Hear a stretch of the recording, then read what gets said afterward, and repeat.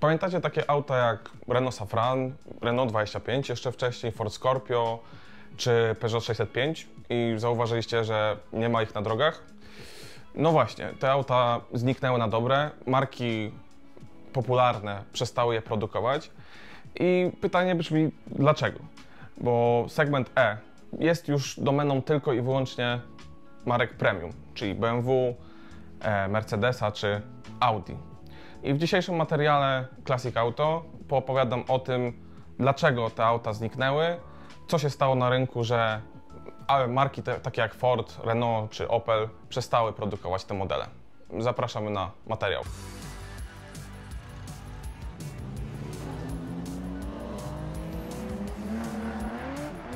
Witamy na kanale YouTube magazynu Classic Auto. Historię upadku segmentu E zaczniemy przewrotnie od sukcesu, mianowicie sukcesu marki Renault z modelem 25.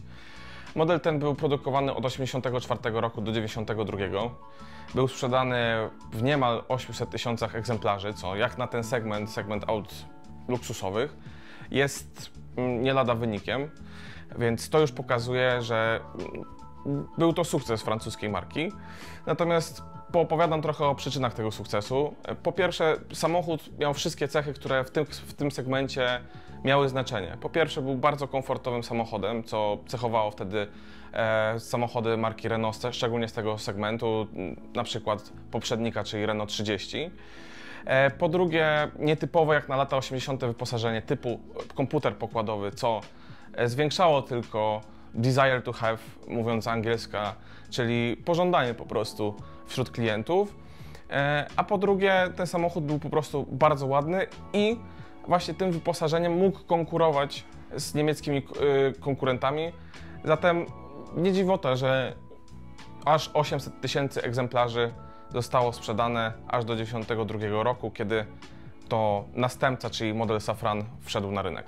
Następca 25, czyli Renault Safran, było ofiarą sukcesu 25, bo Renault stwierdziło, że nie zmieni za bardzo koncepcji, jeśli chodzi o produkcję Safrana w kontekście zmian od 25 i chociażby silniki zostały przeniesione mniej więcej z modelu 25, oczywiście po odpowiednich modernizacjach.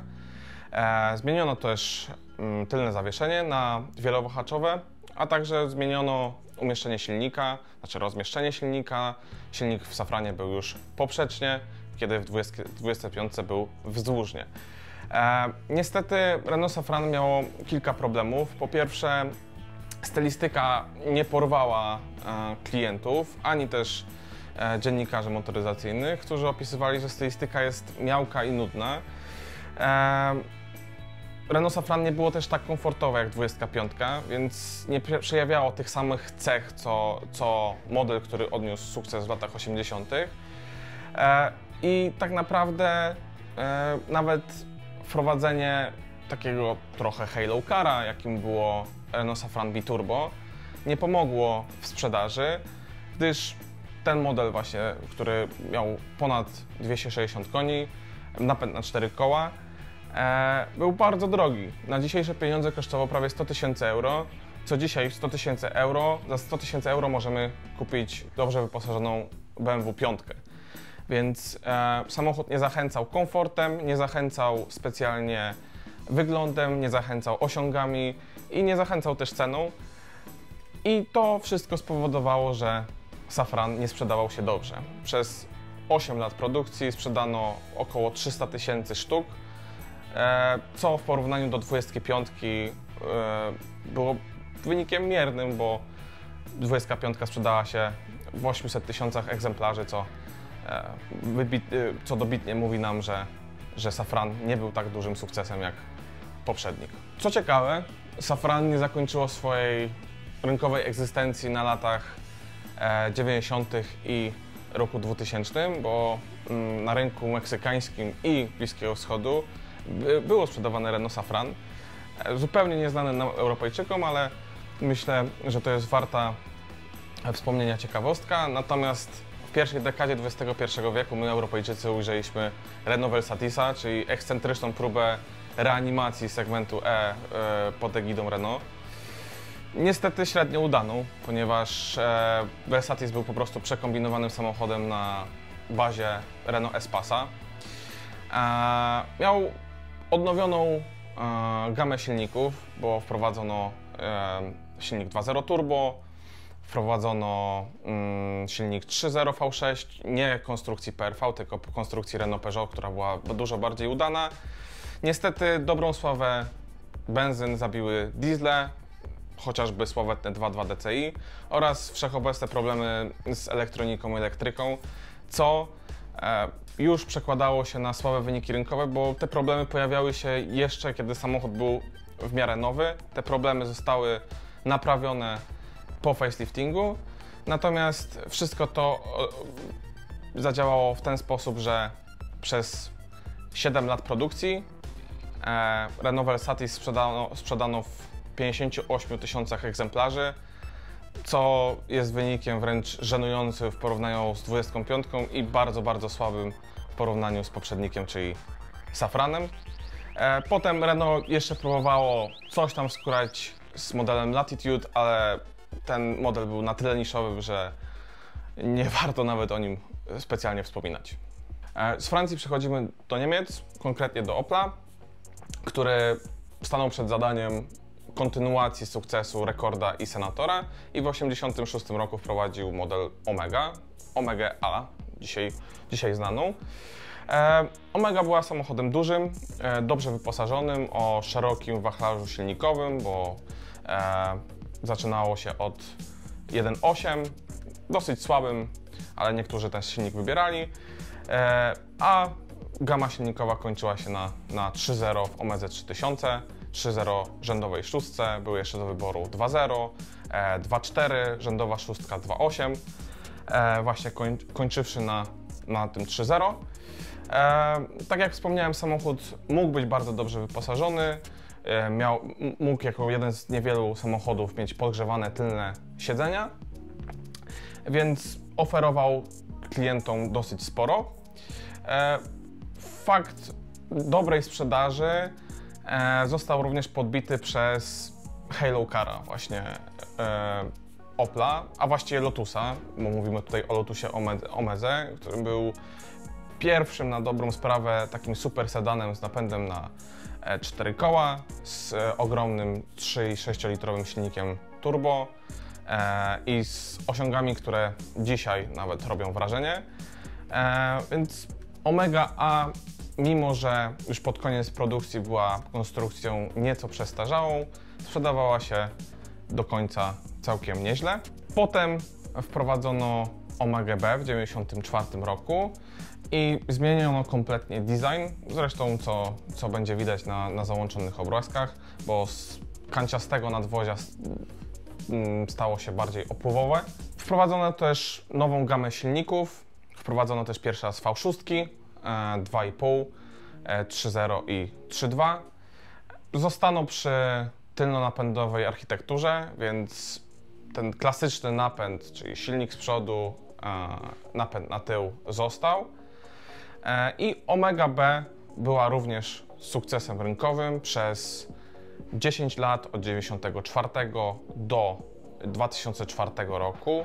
Sprzedano niemal 800 tysięcy sztuk tego samochodu, natomiast od 1998 roku, czyli od rocznika tak naprawdę granicznego, kiedy przeprowadzono facelifting, przez niektórych zwanym Omegą C, bo niektórzy mówią, że Omega po faceliftingu była Omegą właśnie B po faceliftingu, niektórzy mówią na to Omega C. Natomiast ta zmiana przebiegła w 1999 roku i od tych roczników sprzedaż zaczęła drastycznie spadać, co zaowocowało przerwaniem produkcji w 2004 roku. Zresztą konstrukcja była już całkiem przestarzała i zastąpiono ten samochód Oplem Signum, czyli też trochę abominacją segmentu E, abominacją limuzyny, podobną do Versatisa. Natomiast w odróżnieniu do Versatisa był to samochód, który bazował na mniejszej Vectrze. Miał płytę podłogową z Vectry, silniki z Vectry, rozmiary tak naprawdę Vectry, Więc samochód, który miał być w segmencie E i ratować Opla w segmencie E, tak naprawdę pogrążył ten segment w oczach klientów tej marki, co zaznaczyło się na sprzedaży, bo Opla Signum sprzedano niecałe 100 000 sztuk do 2009 roku. Zostajemy w Niemczech, teraz przy marce Ford, konkretnie przy modelu Scorpio. Scorpio miało zastąpić model Granada, który był niewątpliwie ogromnym sukcesem rynkowym, szczególnie w Wielkiej Brytanii. No i w 1985 roku właśnie Ford postanowił zastąpić Granadę Scorpio. Na początku Scorpio był oferowany tylko z nadwoziem liftback, co nie spodobało się niektórym klientom, gdyż segment E kojarzył się głównie wtedy z limuzynami, więc w 1989 roku Ford postanowił też naprawić swój błąd i wprowadził wersję sedan. Od początku produkcji gama silników była dosyć szeroka, od 2.0 benzynowego przez 2.4, 2.8 V6, kończąc na 2.9 V6 od Coswortha. Były też diesle 2.5 od Peugeota oraz 2.5 od VM Motory z Włoch.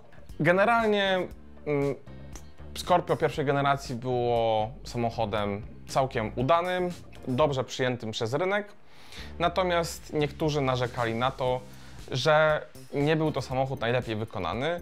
To znaczy nadwozie było duże, rozmiarów segmentu E, było zgodne ze standardami tego segmentu, natomiast wykonanie było bardziej jak w segmencie niżej lub nawet 2 segmenty niżej, co niektórym mogło się nie spodobać. I to poprawiono w drugiej generacji Scorpio, która została wprowadzona na rynek w 1994 roku. No i była kompletną zmianą, szczególnie z zewnątrz, gdyż postanowiono oprzeć design na amerykańskich wersjach Forda. Dużo części było wprost wsadzonych z Forda Crown Victory.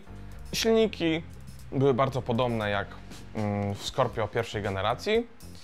Natomiast problemem tej generacji było to, jak ten samochód wyglądał. Mimo że sama konstrukcja, wyposażenie, prowadzenie, silniki były chwalone przez dziennikarzy i przez klientów, no to na pierwszym planie zawsze było to, że samochód wyglądał kontrowersyjnie po prostu. I to też spowodowało, że był bardzo krótko na rynku, bo tylko 4 lata, do 1998 roku. I do tego 1998 roku sprzedano tylko 100 000 egzemplarzy. No i na tym 1998 roku Ford de facto zakończył w Europie działalność w segmencie E. No i nie ma go tam do dziś. I na koniec wracamy do Francji, a mianowicie do marki Citroën. Citroën ma dosyć bogatą historię w kontekście aut luksusowych. Wszyscy znamy słynne DS-y.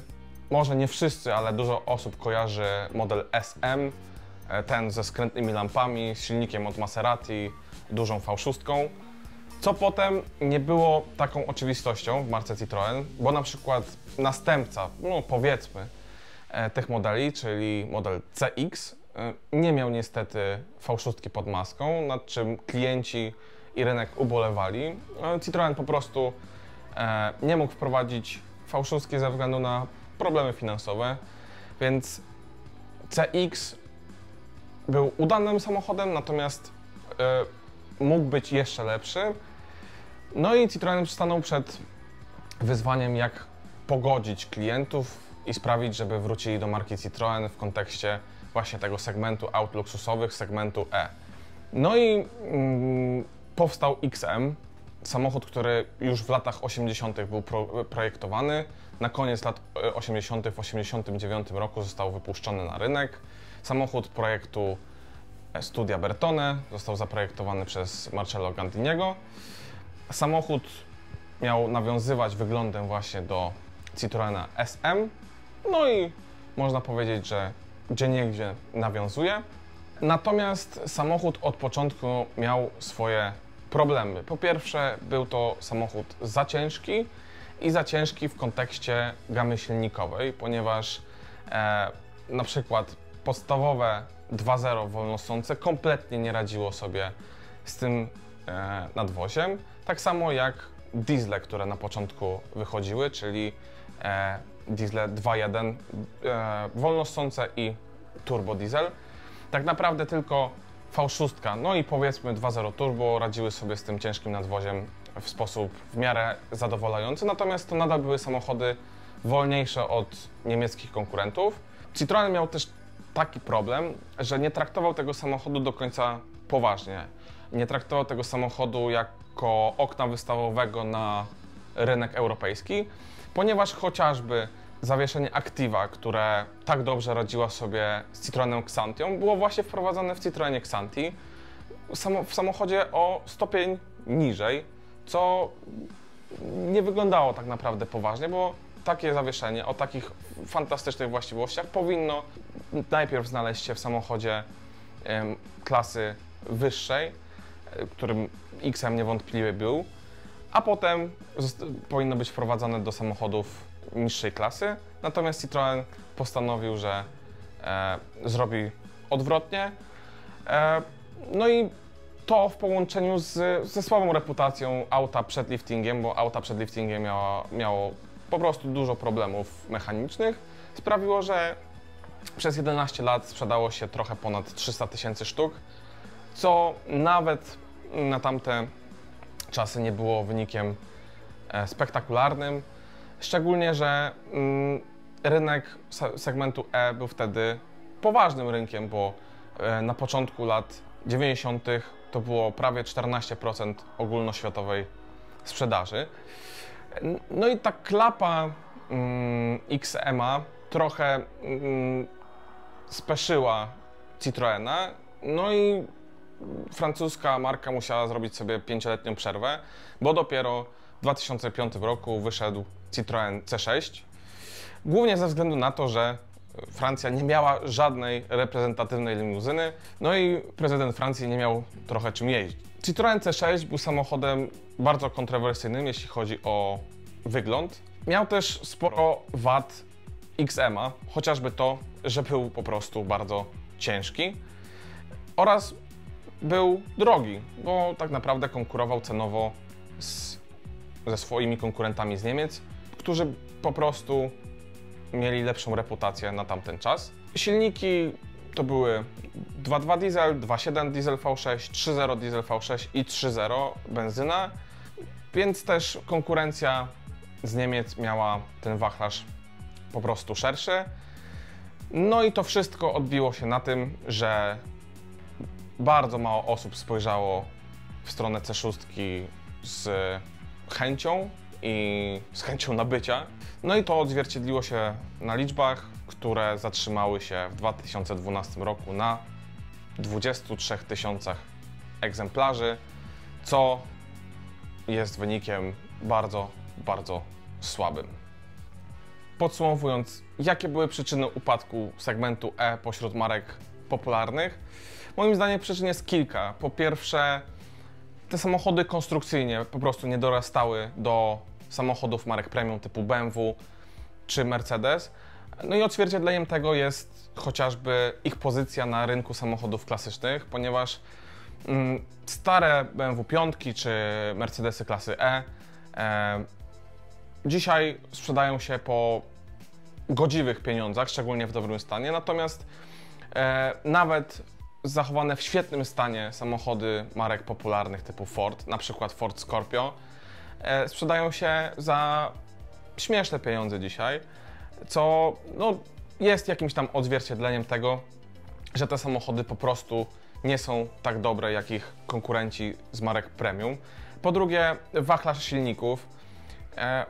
Myślę, że każdy wolałby mieć w swoim garażu samochód chociażby z fajną V8, aniżeli ze słabym silnikiem 2.0 rzędowym, który ledwo dawał sobie radę z ciągnięciem tego samochodu de facto. Po trzecie, moim zdaniem te samochody po prostu nie miały prestiżu, które marki premium miały. Klientela w 80. i 90. latach diametralnie się zmieniła i klienci zaczęli patrzeć na znaczek po prostu. A ten znaczek w kontekście BMW czy Mercedesa znaczył więcej niż w kontekście Forda, Citroena czy Opla. I to miało duże znaczenie, bo jeśli chciało się jeździć reprezentacyjną limuzyną, no to wiadomo, że chciało się mieć najlepsze, co było wtedy dostępne na rynku, nawet kosztem tego, że trzeba było sięgnąć trochę głębiej do kieszeni. No i tak, to są moje przyczyny tego, dlaczego ten segment pośród marek popularnych umarł, ale jesteśmy też ciekawi tego, co wy macie w tym kontekście do powiedzenia, jakie dla was były przyczyny upadku segmentu E pośród samochodów popularnych. Piszcie komentarze, chętnie poczytamy wasze opinie na temat upadku segmentu E pośród marek popularnych. No i do następnych materiałów Classic Auto. Jeżeli chcesz prenumerować magazyn Classic Auto, zapraszamy na stronę www.classicautomag.pl/sklep. Link znajduje się w opisie tego odcinka.